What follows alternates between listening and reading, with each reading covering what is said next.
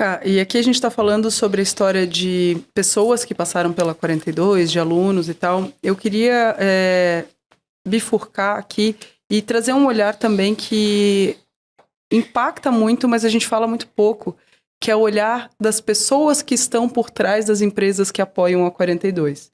Porque não são empresas que apoiam a 42. São pessoas que apoiam a 42, que acreditam na história e que olham na 42 uma oportunidade de ampliar o impacto, sim, das empresas, das instituições, né? E tem muitas pessoas que, inclusive esse podcast acontece hoje por conta de uma pessoa que trabalhava na Vivo, né? E era apaixonado pela história da 42, ele foi empreender, criou esse espaço aqui. E hoje ele fala, né, faz conteúdos, mas ele se apaixonou pela história da 42 lá atrás. E carregou essa paixão junto com ele, mesmo tendo saído da Vivo, né? E dentro da Vivo nós temos pessoas incríveis, dentro da Fundação Teres, dentro da Fundação Localiza e da Localiza, do Itaú. Então, dentro desses parceiros que nos apoiam, o que você entende de histórias que estão por trás, né? Às vezes pessoas ligadas à tecnologia, pessoas que não eram ligadas ou são ligadas à diversidade. Como é que você entende, assim, quando você vai fazer o pitch para o parceiro apoiar a 42, onde que você acha que pega? Nossa, depende. Porque, como você disse, são pessoas que estão ali por trás, né? Então, cada um também tem uma dor, dependendo da área onde ela está. Ela tem uma dor, então quando a gente conversa, por exemplo, com a área de recursos humanos, a gente entende a dificuldade que é contratar pessoas muito boas para resolver hoje os problemas de tech, ou quando você fala da área de tecnologia mesmo, né, como você consegue entender a dor ali de ter um time que trabalhe junto de forma colaborativa, ou até do topo, de olhar e dizer, olha, se a gente não tem pessoas boas hoje nesse ecossistema, como é que a gente vai ter amanhã?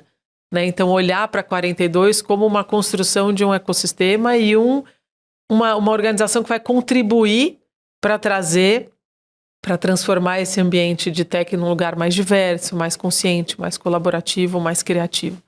Né? Então, assim, depende muito. A gente encontra o que sim a gente tem encontrado muito nos parceiros, e principalmente nesses que estão com a gente desde o começo, é um olhar de construção.